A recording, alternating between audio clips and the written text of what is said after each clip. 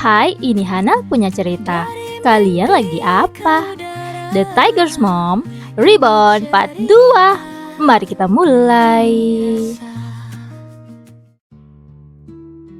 Di ruang tunggu, Jiwon hati-hati duduk di sebelah putra keduanya, menatapnya hangat. Tangannya yang lembut mengambil tangan putranya dari kepala. Doyun mengangkat wajah memandang ibunya. Terlihat keputusasaan dalam tatapannya. Jiwon tersenyum hangat. "Kau baik-baik saja?" tanyanya lembut. Doyun memandang ke bawah, sangat menyesal. "Maafkan aku, Bu," ucapnya penuh sesal.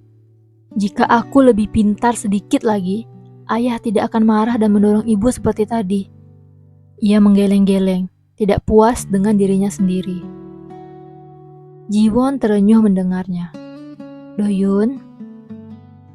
Ia memegang pipi putranya agar menatap matanya. "Itu bukan salahmu." Doyun menatap kedua mata ibunya. Sudah mulai digenangi air. "Aku anak laki-laki, tapi tidak mampu melindungi ibu atas perlakuan ayah. Aku bodoh, tidak berguna." Hati Jiwon teremas mendengar ucapan itu.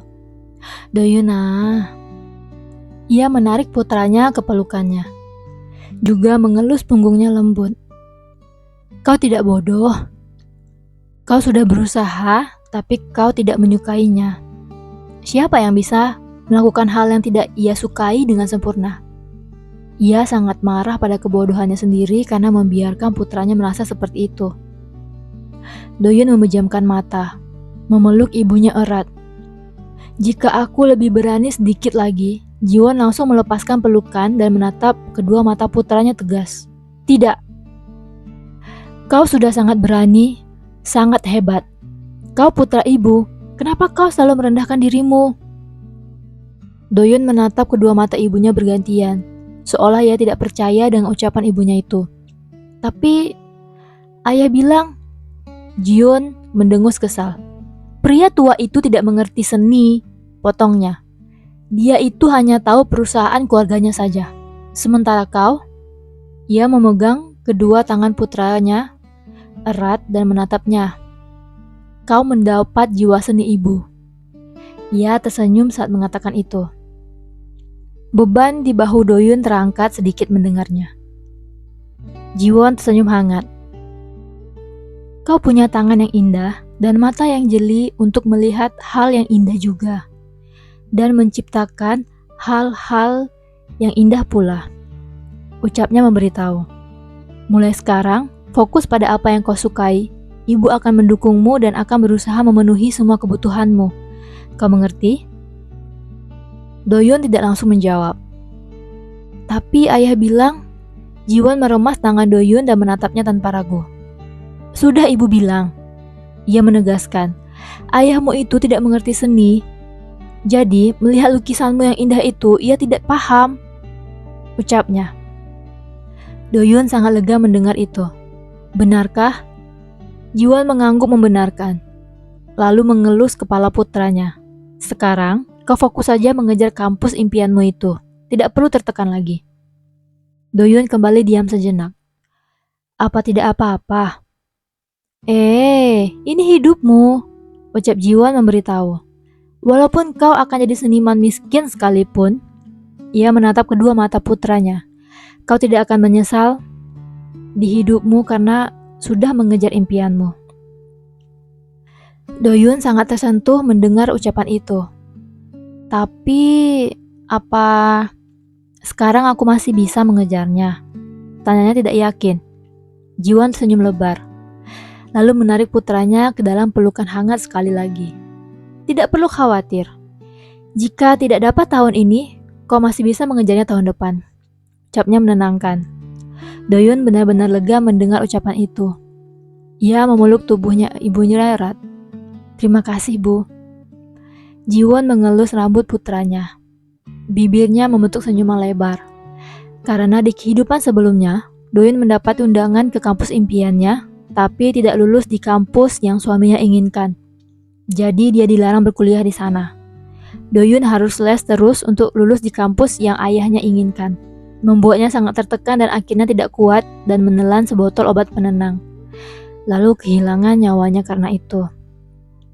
Di kehidupan ini, ibu akan menjagamu. Batin Jiwon pada putra keduanya itu. 1 jam kemudian, akhirnya Sunwoo tersadar. Ia bingung melihat dirinya ada di rumah sakit. Jiwon menatap putra bungsunya lekat. "Sudah merasa lebih baik, Sunwoo ya?" tanyanya lembut. Sunwoo memandang Jiwon. "Ibu," panggilnya. Jiwon tersenyum hangat. Lalu memandang Minhee dan Doyun di sana. "Kalian pergilah dulu membeli cemilan dan minuman hangat." Minhee mengerti maksud itu. Ia mengangguk dan menarik Doyun pergi bersamanya. Sunwoo bingung melihat kedua saudaranya pergi. Lalu memandang Jiwon yang menarik kursi lebih dekat untuk duduk. Jiwon memegang lengan putra bungsunya. "Tidak apa-apa, dokter bilang kau hanya perlu banyak-banyak istirahat saja," ucapnya hangat. Sunwoo mengatupkan bibirnya. "Maaf, aku membuat ibu repot," ucapnya menyesal. Jiwon terenyuh. "Kenapa kau meminta maaf? Ibu tidak repot," jawabnya lembut. Mata Sunwoo bergerak ke bawah. "Nenek bilang, ibu harus mengurusi rumah dan mengurusi ayah, tapi malah melahirkan anak lagi," gumamnya. Jiwon terpaku. Mendadak darahnya mendidih. "Nenek berkata seperti itu?" Sunwoo kembali memandang ibunya. "Aku akan jadi anak baik, Bu. Aku tidak akan tiba-tiba pingsan lagi seperti hari ini, janjinya." Jiwon sangat marah.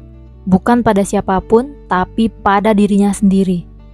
Ia langsung menggeleng cepat dan menggenggam tangan Sunwoo erat. "Kau adalah putra ibu yang sangat berharga.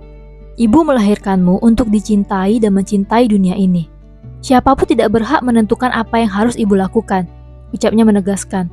"Di dunia ini, satu-satunya hal yang akan ibu lakukan adalah memastikan kalian makan dengan benar, mendapatkan gizi yang baik dan bahagia.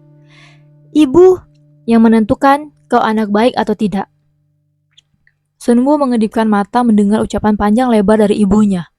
Biasanya ibu hanya menenangkannya singkat dan akan sibuk dengan hal yang lain. Jiwon memajukan tubuh menatap kedua mata Sunwoo.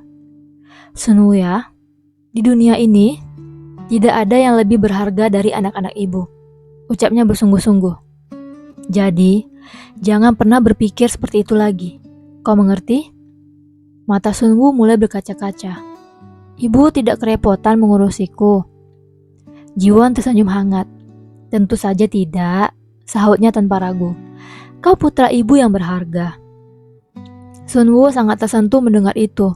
Seperti kata-kata itu sudah menghapus rasa bersalah sebagai anak beban yang seharusnya tidak lahir selama 17 tahun hidupnya. Mata Jiwon ikut tergenang air mendengarnya.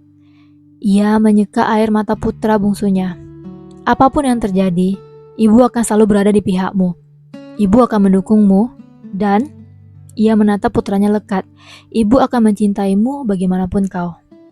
Sunwoo bergerak duduk dan memeluk ibunya erat. Jiwon mendekap bayi yang paling lama ia dekap ini. Tekadnya sudah bulat. Kehidupan keduanya ini ia tidak akan menyia-nyiakannya lagi. Ia akan menjadi pagar tertinggi dan terkuat untuk anak-anaknya. Setelah pagi menjelang, Jiwon dan anak-anaknya baru meninggalkan rumah sakit. "Apa kita naik taksi saja? Ayah pasti sudah mengomel sekarang," ucap Minhee cemas sembari memapah adik bungsunya. Wajah Doyun mulai cemas dan mengangguk-anggukkan kepala. Sunwoo memandang ke bawah menyesal, karena mereka semua bisa diomeli ayahnya karena dia pingsan. Jiwon menatap anak-anaknya heran. "Kenapa buru-buru? Kita sarapan saja dulu," sahutnya. Minhee, Sunwoo, dan Doyun menoleh serentak. Menatap ibu mereka seolah baru saja mengatakan sesuatu yang tidak mereka mengerti. Jiwon heran dengan tatapan itu. "Kenapa? Kalian tidak lapar?" Wajah mereka langsung berubah dan mengangguk-angguk cepat. Jiwon tersenyum, memeluk lengan Sunwoo dan membawanya berjalan duluan. "Kau tahu kan tempat sarapan terkenal di ujung gang sana?" tanyanya sembari berjalan. Mata Sunwoo berbinar. "Kita akan makan di sana." Jiwon mengangguk membenarkan. Minhee dan Doyun di belakang memperhatikan ibu mereka dengan kepala miring ke satu sisi. "Apa yang terjadi pada ibu?" tanya Minhee. Doyun menggeleng tanda tidak tahu. Minhee menghembuskan napas panjang, lalu tersenyum. Tapi aku suka ibu yang ini, ucapnya, memandang Doyun dan memberi syarat untuk berjalan juga. Doyun tersenyum juga. Benar, ibu sangat keren, gumamnya dan ikut berjalan. Coba, penisirin gak sih yang terjadi selanjutnya? Aku upload hari Rabu, Kamis, dan Jumat. Jangan lupa like, komen, dan subscribe. Berjumpa di part selanjutnya.